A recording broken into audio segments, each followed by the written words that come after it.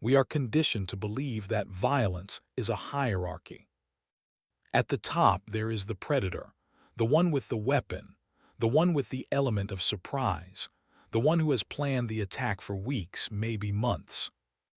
At the bottom there is the prey, the unsuspecting target, the one walking through the front door with groceries, tired from work, completely unaware that their life is about to end. In 99% of true crime stories, this hierarchy holds firm. The predator strikes, the prey falls, and we are left to mourn the tragedy. We are left to wonder, what if? But tonight, I am going to tell you a story about the 1%. I am going to tell you about a night in Portland, Oregon, where the hierarchy flipped. A night where the predator realized, too late, that he had made a catastrophic miscalculation. He thought he was breaking into the home of a helpless, middle-aged woman. He thought it would be quick. He thought it would be easy money. He brought a claw hammer, he brought a knife, he brought the darkness. But he didn't know who was waiting for him. He didn't know that the woman walking through that door wasn't just a wife. She wasn't just a target. She was an emergency room nurse. She was a woman who had spent 30 years staring death in the face and telling it, "Not today." She knew exactly where the arteries were. She knew exactly how much pressure it took to crush a windpipe. She knew the difference between hurting someone and stopping them. And when she saw the man with the hammer standing in her hallway, she didn't scream. She didn't beg. She didn't freeze. She dropped her purse. She clenched her fists. And she uttered a sentence that should be etched in the history books of survival. "You came here to kill me, then you better not miss." This is the story of Susan Kuhnhausen, the woman who didn't just survive her own murder, she killed the hitman who was sent to do the job, and she did it with her bare hands. If you are tired of stories where the bad guy wins, if you want to see what happens when a monster meets a warrior, please hit that subscribe ** button right now. You are going to want to remember this name. September 6, 2006, Southeast Portland. Susan Kuhnhausen is 51 years old. She is not a Navy SEAL. She is not a karate champion. She is a big-hearted, hard-working woman. She works at the emergency room. If you know any ER nurses, you know they are a different breed. They have seen everything. They have seen car crash victims, gunshot wounds, drug overdoses. They don't panic when they see blood. They run towards the chaos when everyone else runs away. They are conditioned to act under extreme pressure. But Susan was also going through a personal hell. Her marriage to her husband, Mike Kuhnhausen, was crumbling. Mike was a bitter man. He was controlling. He was angry. He hated that Susan was successful. He hated that she was loved. Susan had finally built up the courage to leave him. She had kicked him out of the house. She was reclaiming her life. She was getting her hair done. She was feeling good. On this particular evening, she drove home after a shift. It was raining, classic Portland weather. She pulled into her driveway. She noticed something odd. The curtains were drawn. "Did I leave them like that?" she thought. She walked to the front door. She unlocked it. She stepped inside and disarmed the security alarm. This is a crucial detail. The alarm was off because she turned it off. The house was silent. She saw a shadow moving in the hallway. At first, her brain tried to rationalize it. Is it Mike? Did he come back to get his stuff? She called out, "Mike." But the figure that stepped out of the shadows wasn't Mike. It was a stranger. He was wearing dark clothes. He was holding a hammer, and the look in his eyes wasn't fear of getting caught. It was intent. He wasn't a burglar. A burglar runs when you come home. This man stepped towards her.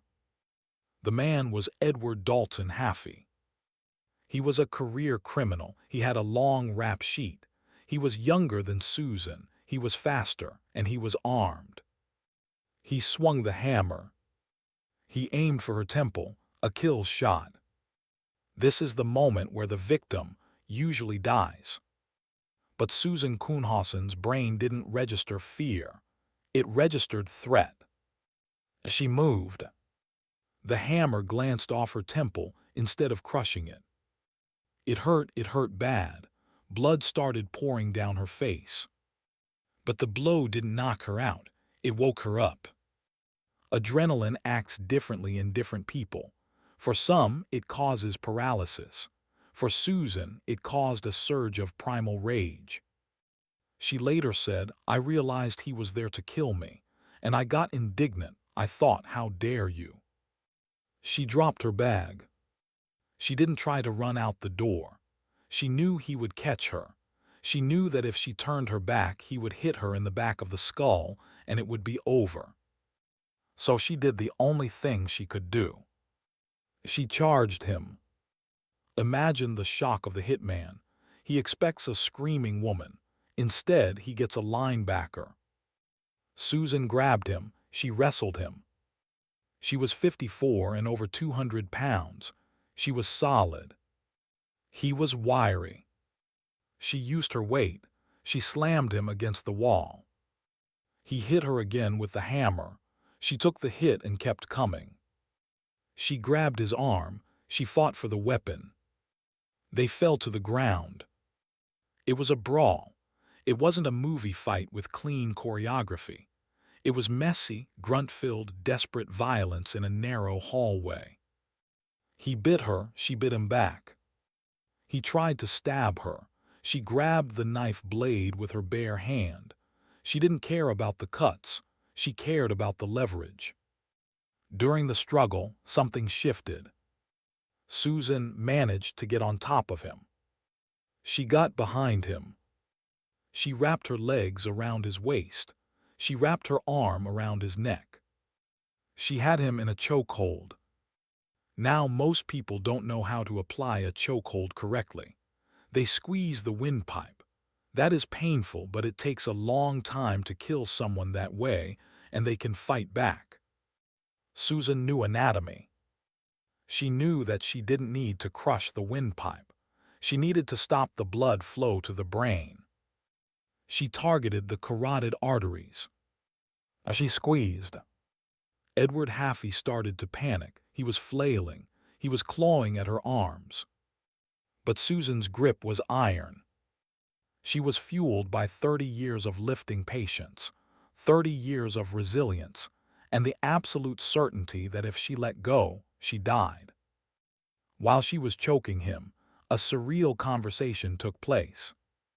Susan, with blood running down her face, looked into the eyes of the man trying to murder her. She loosened her grip just a fraction. She asked him, "Who sent you?" She knew this wasn't random. She knew someone had paid for this. The hitman gasped for air, but he didn't answer. Maybe he was loyal. Maybe he was too far gone. Susan said to him, "Tell me who sent you, and I will call you an ambulance." Think about the power of that sentence. She held his life in her hands. She was offering him mercy. She was negotiating. But he stayed silent. He kept fighting.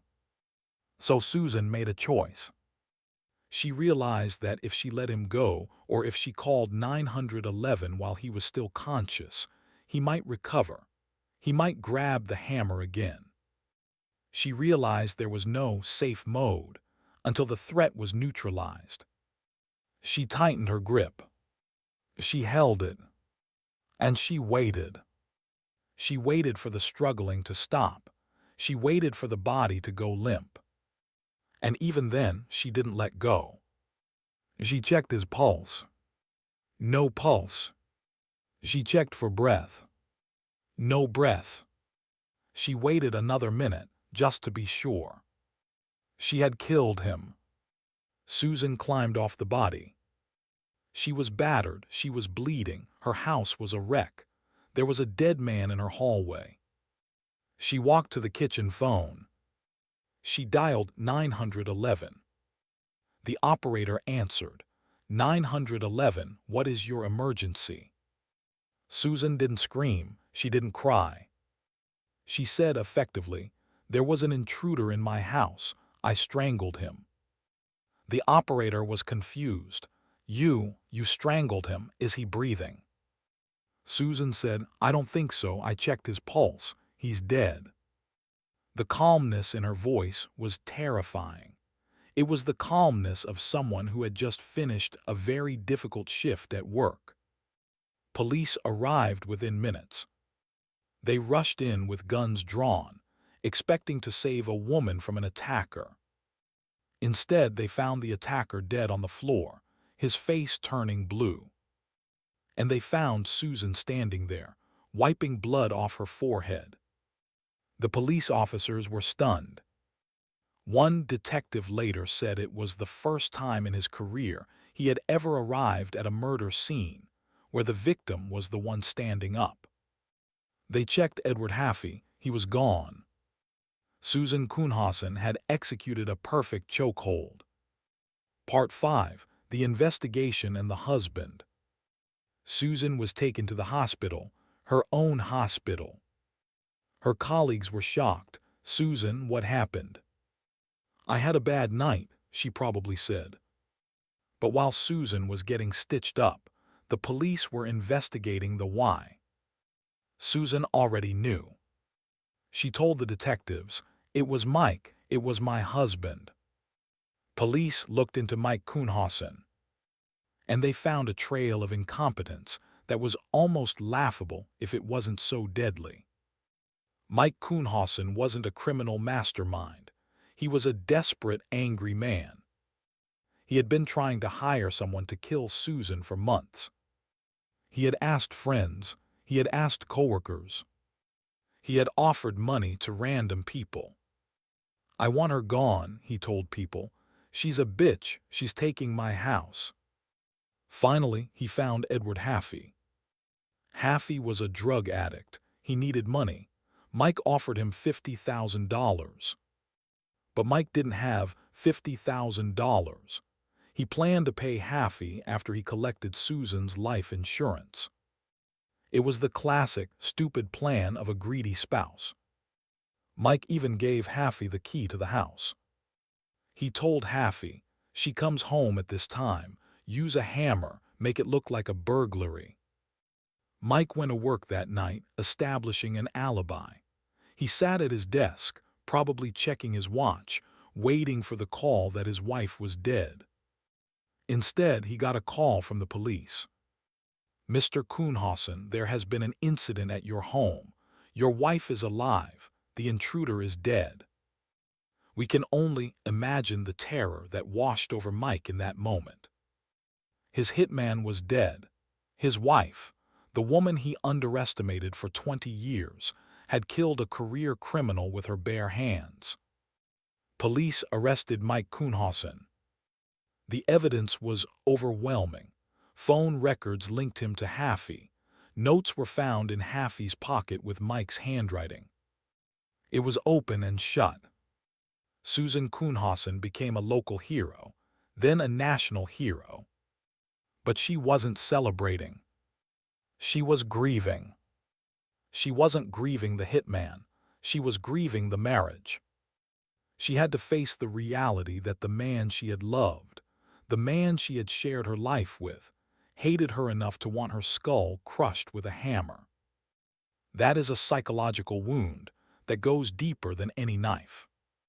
But Susan refused to be a victim. She refused to be the poor wife. She framed herself as a survivor, a warrior. Mike Kuhnhausen pleaded guilty to solicitation of murder. At his sentencing, Susan stood up to give her victim impact statement. Usually these statements are sad. The victim cries. They ask why. Susan didn't cry. She looked Mike in the eye. And she delivered one of the most powerful speeches in courtroom history. She said, "If I had died, I would have been portrayed as a tragic victim, A poor woman killed in her own home. You would have played the grieving widower. You would have collected the money. You would have won. She paused. But I didn't die. And because I didn't die, the world knows who you really are. You are not a widower. You are a murderer who failed. She looked at him with pure pity. I am not your victim. I am your nightmare, because I am the one who walked away. Mike Kuhnhausen was sentenced to 10 years in prison. He died in prison in 2014, just months before his release date. He died of cancer, alone, unloved. Susan outlived him. She outlived the hitman. She outlived the trauma. Why does this story resonate so deeply? Because it taps into a fantasy we all have. The fantasy of what would I do? We all hope that if we were attacked, we would fight. We hope we would be brave. But we don't know. Susan Kuhnhausen didn't know either, until the hammer swung. She proved that inside an ordinary person, a nurse, a neighbor, a wife, there is a sleeping giant. She proved that training matters. Her years in the ER didn't teach her how to fight, but they taught her how to think under pressure. They taught her to separate emotion from action. When she was choking Haffey, she wasn't angry anymore. She was clinical. She was performing a procedure. The procedure was save the patient. And the patient was her asterisk. After the attack, Susan didn't hide. She continued working as a nurse. She walks with a limp sometimes. She has scars on her head. But she wears them like medals. There is a moment in the police interview that sums up Susan perfectly. The detective asked her if she felt guilty about killing Haffey. Most people would say yes. They would say, I feel bad, but I had to do it. Susan looked the detective in the eye and said, I don't feel guilty. He made a choice to enter my home. He made a choice to try to kill me. I simply made a choice to survive. His death is on him, not me. That is the ultimate victory. She refused to carry the spiritual weight of his death. She left that burden on the floor right next to his body. The story of Susan Kuhnhausen is a warning to every predator who thinks a woman living alone is an easy target. It is a warning that you can never judge a book by its cover. Edward Haffey looked at Susan and saw a prey. He didn't see the years of strength. He didn't see the iron will. He didn't see the wolf in nurse's clothing. And for us, it is a reminder. You are stronger than you think. You are more capable than you know. And if the devil ever comes to your door holding a hammer, you tell him to take his best shot. Because you might just be the one who calls the ambulance. This is one of my favorite true crime stories of all time, because it ends with the good guy winning in the most absolute way possible. Do you think you could have done what Susan did? Do you have that ER nurse switch in your brain? Let me know in the comments below. If you enjoyed this story of justice served cold, please hit that asterisk button. It really helps the channel grow. And don't forget to subscribe and turn on notifications. I have another survival story coming next week that involves a woman who survived a fall from an airplane. You won't believe it. Stay safe, lock your doors, and never underestimate a nurse.